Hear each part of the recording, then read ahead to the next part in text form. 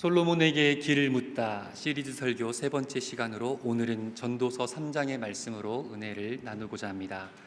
새해를 맞이하면서 많은 분들에게 안부 인사를 전하셨을 거라 생각합니다. 그리고 구정을 지나게 되면 또다시 기분 좋은 덕담들을 나누시게 될 텐데요. 이 시간에 한번 미리 구정 덕담을 한번 좌우에 계신 분과 한번 나눠보면 좋겠습니다. 새해에도 강건하십시오. 새해에 좋은 일들 많이 일어나시기 바랍니다.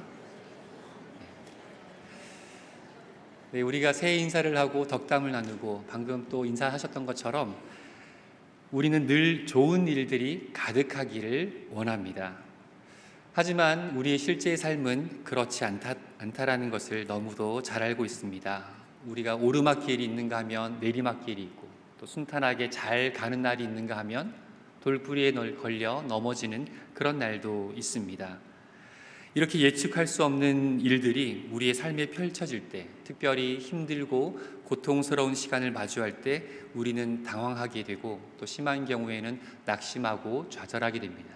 더 심한 경우에는 신앙을 저버리고 하나님을 원망하게 되는 일도 발생합니다.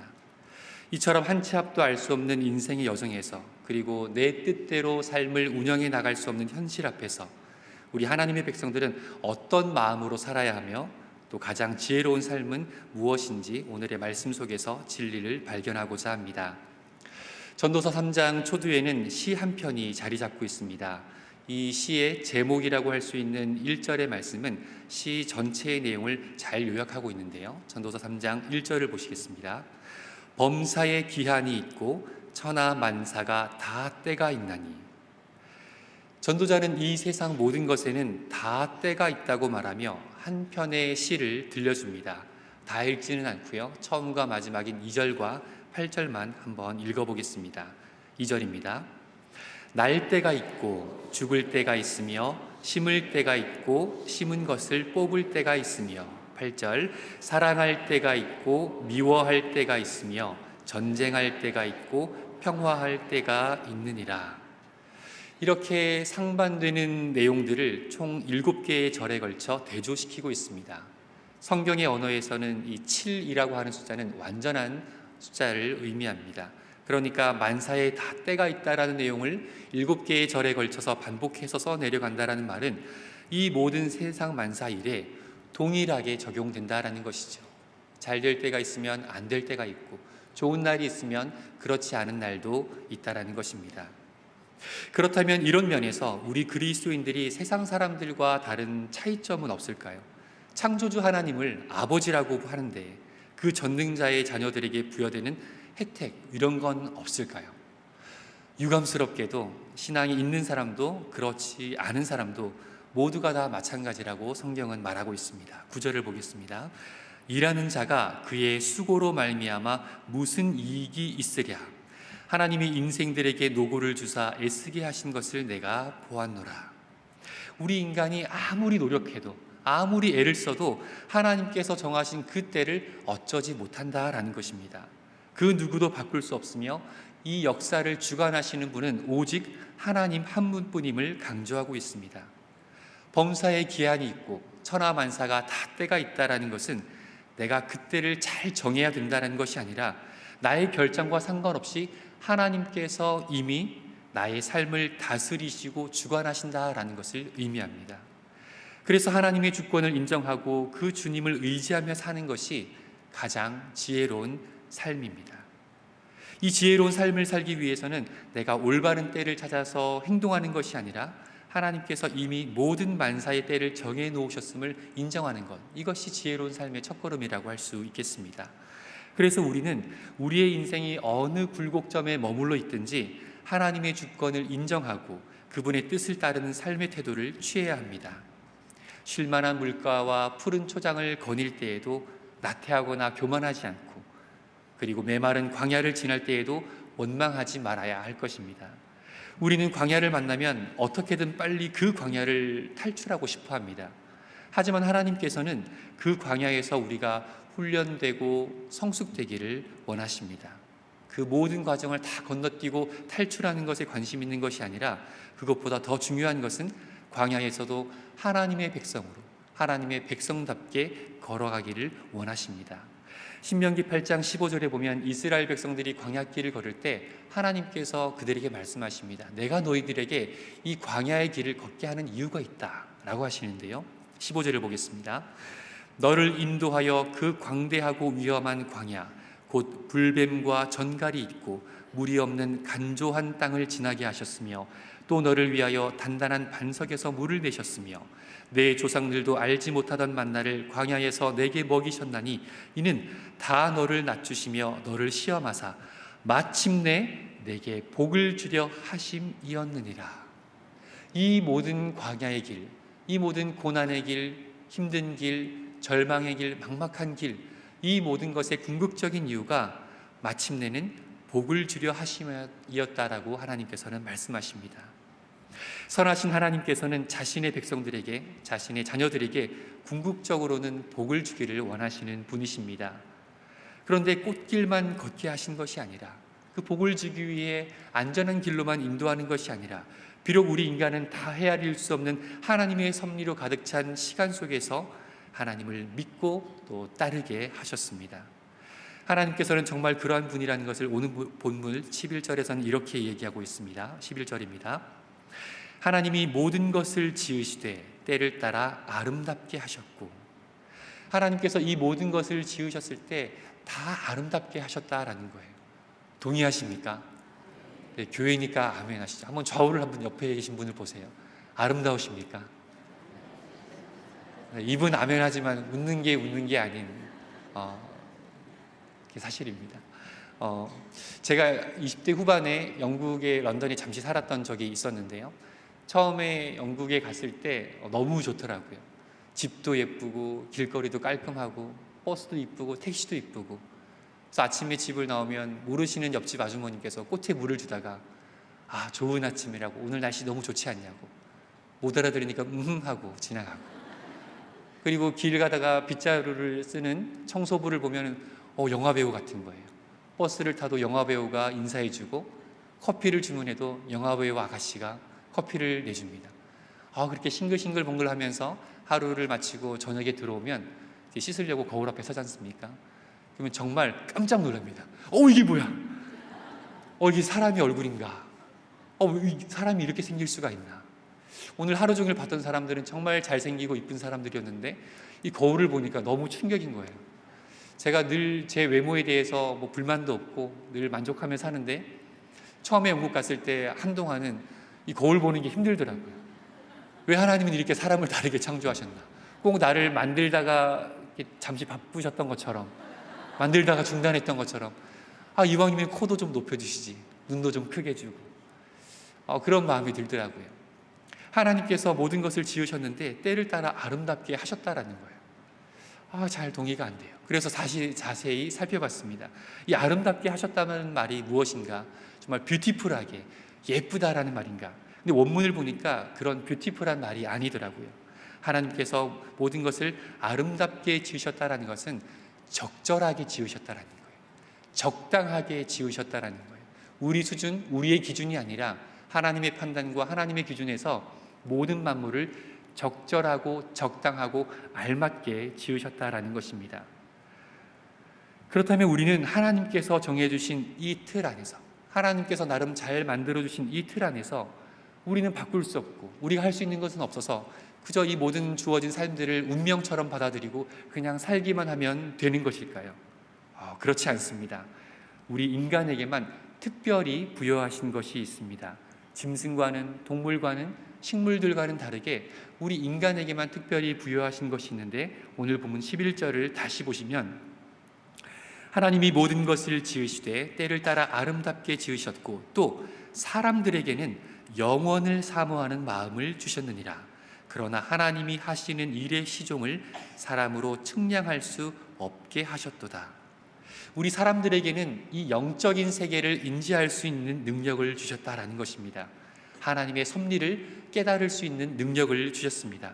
하지만 그 모든 것을 다 알고 다 이해하고 다 깨닫는 것이 아니라 한계를 정해주셨어요. 우리 인간으로서 이해할 수 있는, 우리 인간으로서 영원을 바라볼 수 있는 그 시각의 한계를 정해주셨습니다. 하나님의 섭리를 다 깨달을 수 없다는 것이죠. 그래서 우리에게 믿음과 순종을 요구하십니다. 영적인 세계를 인지하고 저런 세계가 있구나, 천국이 있구나, 지옥이 있구나, 하나님이라는 분이 존재하구나, 이 땅의 삶이 그냥 움직이는 것이 아니라 창조주의, 조물주의 섭리를 따라 흘러가는구나, 알긴 알지만 온전히 알지 못하기 때문에 우리는 여전히 부족한 존재입니다. 하나님께서는 왜 우리를 이런 한계를 정해주셨을까요? 왜 이렇게 부족하게 우리에게 한계를 정해주셨을까요? 이렇게 우리 인류를 세팅하신 목적이 14절에 나오는데요. 하나님께서 행하시는 모든 것은 영원히 있을 것이라 그 위에 더할 수도 없고 그것에서 덜할 수도 없나니 하나님이 이같이 행하심은 사람들이 그의 앞에서 경외하게 하려 하심인 줄을 내가 알았도다. 이렇게 우리 인간에게 생명을 허락하시고 그리고 만사의 때를 따라 우리를 아름답게 지으시고 인도하시고 그리고 영혼의 세계를 보게 하시고 그 영혼의 세계를 사모하게 하셨지만 그럼에도 우리가 그 세계를 다 알지 못하고 다 이해하지 못하고 다 만족하지 못하게 하신 것은 궁극적으로는 우리가 하나님을 경외할 수 있도록 하기 위하여 이렇게 하셨다라는 것입니다. 우리에게 한계를 정해주셔서 모든 것을 알 수 없는 존재를 만드신 이유, 우리가 통제할 수 없는 상황과 막막한 현실 앞에서 우리는 좌절하게 되지 않습니까? 하지만 그 가운데 좌절하지 않도록 우리에게 소망을 주시는 것은 영혼의 세계를 보게 하심으로 가능하게 하셨습니다. 또한 그 영혼의 세계를 보았다고 하더라도 하나님의 섭리가 이런 게 있겠구나라고 짐작한다 하더라도 우리가 다 알지 못하는 것은 그것으로 인해서 교만하여서 하나님을 등돌리고 하나님을 저버리지 않게 하기 위해서 우리에게 또한 이렇게 한계를 설정하셨습니다. 하나님께서는 이 세상의 주관자이시며 심판자이십니다. 하지만 우리에게 이 확신이 없으면, 하나님께서 이 세상을 주관하시고 이끌어 가신다라는 이 확신이 없으면 우리는 여전히 부족함에도 불구하고 하나님을 온전히 신뢰할 수 없게 됩니다. 그래서 하나님께서는 우리 인간이 어떻게 살아야 할지에 대해서 12절과 13절에 이렇게 말씀해 주십니다. 사람들이 사는 동안에 기뻐하며 선을 행하는 것보다 더 나은 것이 없는 줄을 내가 알았고 사람마다 먹고 마시는 것과 수고함으로 낙을 누리는 그것이 하나님의 선물인 줄도 또한 알았도다. 전도자는 우리에게 몇 가지를 얘기하고 있습니다. 사람들이 사는 동안에 기뻐하며 선을 행하는 것보다 더 나은 것이 없다라는 거예요. 우리에게 주어진 삶을 기뻐하고 나에게 부어주신 은혜를 만족하는 것, 그리고 이웃을 돌아보며 선을 행하고 남을 위해 사는 것, 그리고 우리가 일상에서 먹고 마시는 것, 그리고 우리가 일함으로 인해서 얻는 것으로 그 수고의 열매로 낙을 누리는 것, 어떻게 보면 일상적인 삶, 평범한 삶, 굳이 신앙인이 아니어도 그리스도인이 아니어도 이렇게 사는 것을 좋아할 법한 그런 삶, 이런 삶을 하나님께서는 우리에게 선물로 주셨다라고 말씀하십니다. 제가 이 구절이 솔직히 잘 이해가 안 돼서 이 말씀을 어떻게 적용할까 좀 여러 책도 보고 설교도 찾아보고 했는데, 그런데 저를 더 힘들게 했던 거는 그 설명들이 다 다르더라고요. 이 구절에 대한 해석이 다 다르더라고요. 그래서 이 구절을 붙들고 한참을 좀 고민을 하고 묵상을 하고 생각을 했습니다. 그러면서 제가 내린 결론은 이것이었어요. 이 구절, 일상에서의 삶에 만족하고 누리고 남을 위해 살고 그리고 주어진 것에 기뻐하는 것, 이 모든 것은 우리 인간이 해야 될 모든 것을 총망라한 것이 아니라 뒤에 이어서 나오는 14절에 나오는 하나님을 경외하게 하기 위함, 그것을 위해서 이것을 기록했다라는 것입니다. 그러니까 우리가 삶에서 만족하고 남을 위해 살고 봉사하고 부어주신 은혜를 생각하는 이 모든 것은 무엇이냐면 하나님을 경외하는 것으로 연결되어야 한다는 것이죠. 하나님을 경외함이 없이, 하나님을 인지함이 없이 우리 삶에 만족하는 것, 하나님이 원하시지 않는다는 것이죠. 하나님을 경외함이 없이, 하나님을 두려워함이 없이 주어진 것에 만족하는 것, 하나님이 원하지 않는다는 것입니다. 하나님이 없이 남을 위해 사는 삶, 그것 또한 하나님이 온전히 기뻐하는 삶은 아니다라는 것이죠. 그래서 우리가 이 땅에서 어떠한 삶을 살든지 그 모든 삶은 하나님을 경외함 가운데 시작되어야 할 것이며, 그 모든 것은 하나님을 경외함으로 연결이 되어서 궁극에는 하나님이 영광 받으시고 하나님이 높임을 받으시는 그런 하나님의 백성의 삶을 살아야 한다라는 것입니다. 말씀을 마무리하고자 합니다. 우리 인간은 많이 아는 것 같아도 실제 많이 알지 못합니다. 우리 인간은 오래 살면서 많은 걸 경험한 것 같아도 실제 우리가 경험하고 공부하고 전공한 분야는 지극히 제한적입니다. 우리의 머리가 똑똑하다 한들 그 IQ를 다 모은다 한들, 우리 이 자리에 모인 우리 성도님들의 지혜와 지식을 다 모은다 한들 창조주 하나님 앞에 섰을 때는 너무도 초라하고 조금도 내세울 것이 없는 부족하고 악을 향해 달려가고 미천한 그런 우리 인간인 존재인 것입니다. 그래서 우리에게 정말 필요한 것이 우리는 아무것도 아니구나. 나는 여전히 한계가 있고 나는 여전히 부족하고 나는 하나님의 도우심과 하나님의 계시하심과 하나님의 감동이 없이는 이 세상을 하나님 뜻대로 살아갈 수 없는 연약한 존재이구나라는 것을 깨닫는 것이죠. 그래서 우리가 매 삶의 순간마다 매 걸음을 내디딜 때마다 하나님께 물어가며 하나님의 뜻을 구해가며 주님의 인도를 따라가는 그 삶이 가장 지혜로운 삶일 것입니다. 우리가 인생을 살다 보면 저도 뭐 많이 산 건 아니지만 제 나이에 인생을 살다 보니까 기쁠 때도 있고 슬플 때도 있더라고요. 정말 잘 풀리는 것 같은 때가 있고 너무 막막해서 어떻게 해야 될지 도무지 생각이 안 나는 그런 때도 있더라고요. 우리 성도님들도 그런 인생의 굴곡을 많이들 겪어 오셨을 거라 생각합니다. 한없이 눈물을 흘릴 때가 있고 기뻐서 잔치를 벌릴 때가 있고 너무 좋아서 행복할 때가 있고 좌절해서 원망과 불평에서 헤어나오지 못할 그럴 때가 있습니다. 그 모든 순간에 그 모든 시간에서 우리가 할 수 있는 것, 또 우리가 해야 하는 것은 하나님을 찾고 하나님을 믿고 비록 우리가 이해가 되지 않는다 하더라도 비록 이 상황을 내가 온전히 받아들이고 해석하지 못한다 하더라도 그럼에도 불구하고 하나님께 뜻을 구하고 하나님을 향한 믿음의 고백을 해드리는 것, 이것이 우리가 할 수 있는 것입니다. 믿음의 선배들을 보면 정말 그렇게 살았던 것 같아요. 요셉을 보면 불평, 불만, 원망을 할 수밖에 없는 삶이었을 것입니다. 10대의 어린 나이에 종으로 팔려나가서 비참한 생활을 하고 감옥에 갇히고 억울한 누명을 쓰고, 하지만 그 가운데서도 요셉은 하나님을 붙잡았고 하나님의 말씀을 저버리지 않았고 하나님의 말씀대로 살려고 하였습니다. 모세도 마찬가지입니다. 모세의 그의 삶을 보니까 하나님께 온전히 붙들려서 하나님이 인도함을 받는 것을 우리는 보게 되었습니다. 제가 최근에 좀 자주 들었던 찬양이 하나 있는데요, 이 모세를 낳았던 어머니 요게벳에 대한 노래였습니다. 그 제목이 요게벳의 노래였는데요, 이 노래를 통해서 저는 모세의 출생에 대해서 정말 좀 자세하게 들여다보게 되고 잘 묵상하게 되었습니다. 우리는 결론을 다 알기 때문에 모세가 우여곡절을 거쳐서 구원받고 건짐을 받고 왕자로 자랐다고 알고 있지만, 저는 이 노래를 통해서 모세가 처음 그 어머니 요게벳의 품을 떠날 때 그 상황이 얼마나 비참했으며 얼마나 절망적이었으며 정말 붙잡을 것이라고는 아무것도 없는, 소망 없는 그런 상태였을까라고 생각을 하게 되더라고요. 어머니 요게벳은 아들을 낳았습니다. 딸이면 살려둘 수 있는데 아들이었기 때문에 죽여야만 했습니다. 그런데 죽일 수가 없는 거예요. 아이를 몰래 키우다가 결국엔 울음이 커지고 소리가 커지니까 더 이상 어찌할 수 없어서 작은 바구니를 만들어서 거기에 아이를 넣고 띄워보냅니다.